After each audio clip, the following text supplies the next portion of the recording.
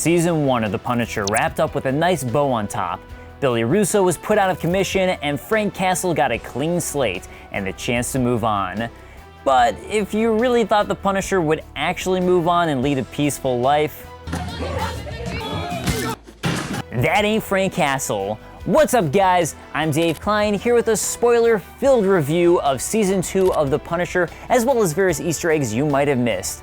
Once again, there will be major spoilers, so you have been warned. And if you enjoyed this video, check out our video on the comic book history of Jigsaw, and make sure to subscribe while you're at it. Even Billy Russo would remember that. Okay, maybe not. Season 2's The Punisher brings Billy Russo back as the infamous Punisher villain Jigsaw. However, this time around, his face isn't nearly as messed up as it is in every other version of the Punisher, and instead his memory is fragmented like a jigsaw, one might say. We've been using the metaphor that Billy's injuries turned his memories and identity into a jigsaw puzzle. I just said that. A new villain is also introduced in Jon Pilgrim, a former white supremacist who's had a religious awakening, but is also still a stone-cold killer. The action segments as these villains track Frank Castle, or in many instances, Frank hunts them, stand out as highlights of the show, with Jon Bernthal playing the perfect Frank Castle. It's hard to not want him to find a way to finally settle down and just be happy, and we even get a brief glimpse of this in the first episode, before it's all once again ripped away from him as he gets involved in a fight to save a girl, which turns into an insane mess he never could have predicted. But while Season 1 had a really tight plot around one main storyline, here what you get is a lot of bouncing around between different plot lines that never really tie together. Which is a shame, because I feel like either plot could have been interesting on its own had it been explored properly. The Jon Pilgrim mystery wraps up pretty quick, and Billy Russo's turn into Jigsaw feels overlong and doesn't have as much bang to it as it needs. He never feels as threatening as the characters continually make him out to be. Even when he briefly breaks Frank Castle by leading Frank to believe he'd murdered innocent women, this hardly lasts, and it's quickly discovered Billy was the one behind it. The first few episodes of The Punisher Season 2 were a blast, with classic Frank Castle badassery and exciting action sequences as Frank meets new people he'll need to protect while straddling the line between hero and villain. But as soon as he's shipped to New York by Agent Madani, who's an absolute mess and written to be a foolish, empty shell of her former self this time around, the pace slows down and characters constantly make questionable decisions. I was fully on board after the first few episodes of the season, but then the show just kind of petered out. It wasn't terrible, but just nowhere as incredible as the first season.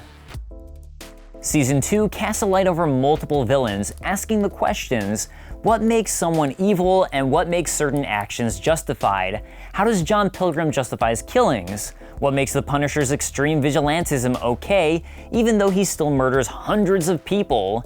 It's a question that was already asked in Season 1, so it feels a little redundant here. There's a strong emphasis placed on Billy's recovery, his blossoming relationship with his therapist, and his transformation into Jigsaw. He can't remember anything evil he did, but just the positive memories of Frank and the Marines. His confusion turns into the catalyst for starting a renegade group of veterans to rob banks. It serves as an alternate universe example of what Billy could have been, and works to an extent, but isn't as satisfying as if he'd retained his memories or at least gotten them back. While that's the point of his story, it doesn't feel strong enough to justify not returning his memories, and when Frank puts him out of his misery at the end of Season 2, it feels more like shooting a wounded dog.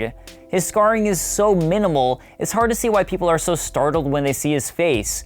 Billy constantly acts like it's a huge reveal when he shows someone his face, but then the reveal is a good-looking dude with some cool facial scars. It doesn't end up having the intended effect. Look, no offense, but if it's all the same to you... What? Jon Pilgrim's motivations are built on doing what he can to keep his children safe. I found his story to be a little more interesting, as it was an unknown character whose mystery and connections were slowly being unraveled. But no one in this side of the story ends up feeling like a worthy rival for Frank, as they're even made an afterthought, with the show relegating it to the side story for most of Season 2. Still, there are plenty of amazing fights, and this death is insane. So Season 2 still has some great action, especially a lot of the action from the first few episodes, and everything is just as brutal as we've come to expect after Season 1 of The Punisher. But it also manages to feel somehow less grounded than Season 1, and when I watched the fight at the Russian gym, all I could honestly think of was this classic Bollywood fight scene.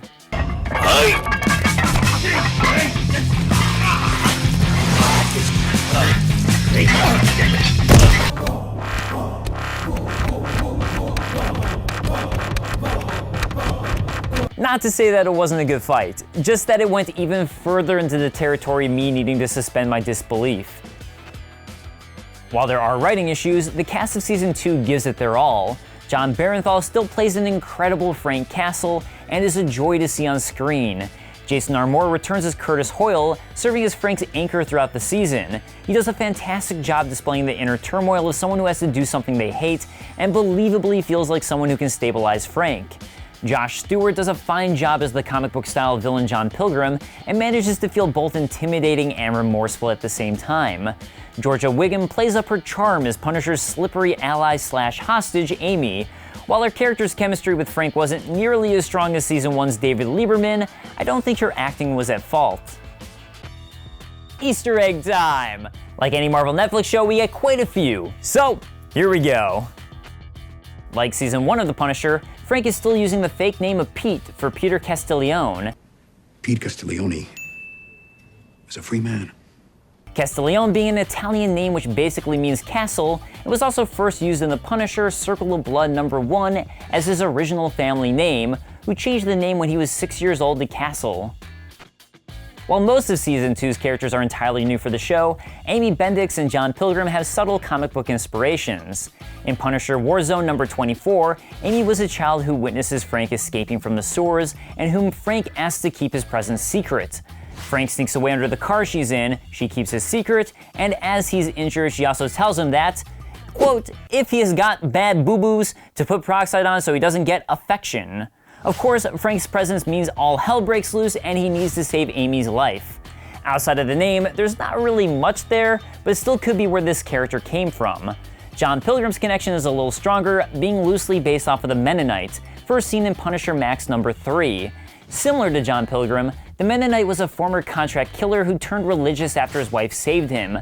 However, also similar, his wife is sick and dying, and he's willing to do whatever he can to save her.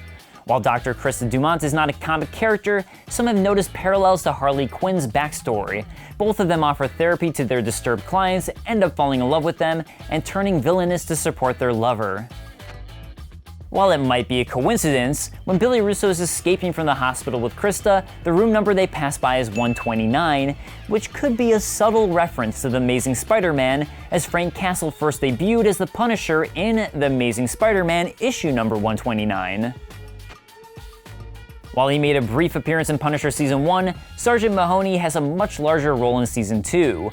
Mahoney also made prior appearances in all 3 seasons of Daredevil, as well as Season 1 of Jessica Jones. Karen Paige returns in Episode 11. We last saw her in Daredevil Season 3, where that season ended with Matt Murdock, Foggy Nelson, and Karen reuniting and deciding to restart their law firm together. Karen tells the cop standing guard at the hospital that she works for Nelson and Murdock and poses as Frank's lawyer in order to visit him. Turk Barrett is a Netflix MCU regular, having appeared in Daredevil, The Defenders, Luke Cage, Iron Fist, Jessica Jones, and The Punisher Season 1. He once again makes a brief appearance as Frank Castle uses him to find Konchevsky, which leads him to the Russian gym. Season 2 ends with Frank going rogue after Billy is finally put down. John Pilgrim is reunited with his sons, the big bad billionaires are goners, and Amy heads to Florida to learn how to dive. Frank Castle finally goes full Punisher as we see him deciding to go out of his way to stop criminals Punisher style. Executive producer and series showrunner Steve Lightfoot stated in an interview with comicbook.com that he'd already conceptualized the 3rd season of The Punisher, which would see Frank fully embracing his mantle of The Punisher. While he also expressed how excited he was for this season and believes Marvel is also excited about it, with the recent cancellations of the Netflix MCU shows, the likelihood of a 3rd season for The Punisher is in jeopardy. So, while we can hope to see Frank Castle back in action, especially now that he'd be fully embracing himself as the Punisher, it seems pretty unlikely. But what did you think of Season 2 of The Punisher, and would you be looking forward to Season 3 of the show if it does happen? Let us know in the comments below, and let us know if there's any Easter eggs we might have missed. And I'll see you guys next time. Peace.